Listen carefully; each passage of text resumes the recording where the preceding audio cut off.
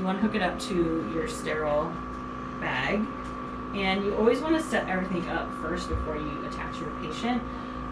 So you always we're doing invasive ventilation.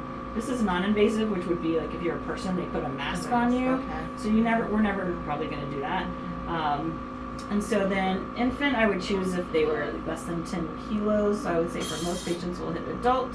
And then, so it's hit, I think. Yep, it's hit. Yep. And then you're going to next pick which mode you want. So hit this volume control up here. And then you have different choices. You could either set volume or pressure. And this is an auto mode, which I have to look up what that means. But I usually use SIMV, which is basically stands for synchronous, intermittent, and mandatory ventilation. All that means is you dial in a certain number of respiratory breaths, and that's how many breaths the ventilator will give. Okay. So if you're in volume control, you're going to set how much volume with each breath that the patient gets, which is the tidal volume. And that's usually around 10 mils per kg, so 8 to 10 mils per kg. So that's something you'll calculate. Or you'll do pressure control, which you just set the pressure at which you want to give the breath.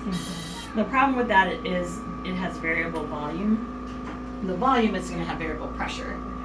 I usually do volume control just because if you do pressure control, so like when you're under anesthesia, you never want to go over like 20.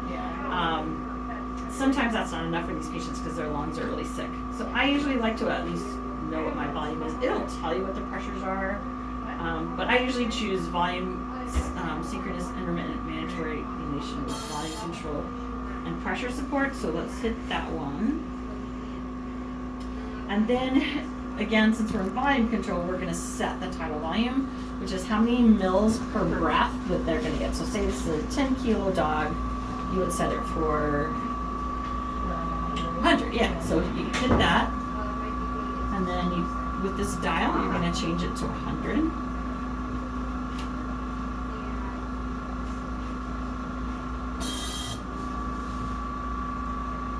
Okay, and then you can either push the button in to accept it, or I think you can hit it as well. The next is how many breaths you want the ventilator to give. 15 sounds fun. Positive end expiratory pressure is basically a pressure that's put on the lungs at the end of expiration. So usually when we expire, our lungs, collapse all the way. Yeah. So by putting a pressure on at the end of expiration, it keeps those alveoli open. So then you can get gas exchange during expiration as well, but also helps keep all of the alveoli open because they're sedated and collapsing. Yep, they can get home collapse. So I usually 4 to 5 is fine. And then this is your FiO2. I always start at 100%. Right. So you're gonna want to hit that and go to 100. Again, we want to get down below probably 80% as soon as possible so we don't hit oxygen toxicity. Usually you have a few days, so it's not like you have to get it down within an hour. But once we're putting them on, I always at least start with 100%. Okay. The inspiratory to expiratory ratio should always be about 1 to 2, so that's time. So you want to spend at least twice as much time in expiration as in inspiration because you need to get rid of all that CO2. This will depend on your rate and flow, so if that's not right, then sometimes you have to change. Sometimes I'll just hit that and just kind of change it to be 1 to 2. So yeah, so and then it'll change the flow if it has to, whatever. The trigger flow is the pressure at which the ventilator is going to detect a spontaneous breath. So basically, when your patient pulls in his own breath, it's going to be negative, right? And so you want to put the trigger.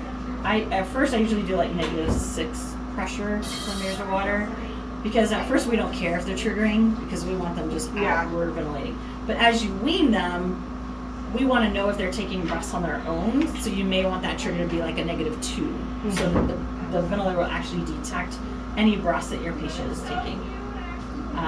So we'll start, I would start with 6 just because we're not weaning them.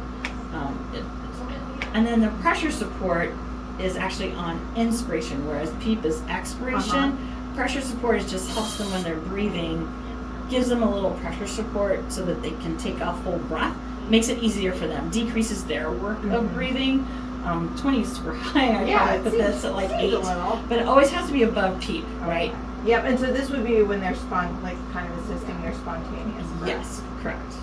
So 8 sounds fun. Yeah, good. Okay, so then you hit accept.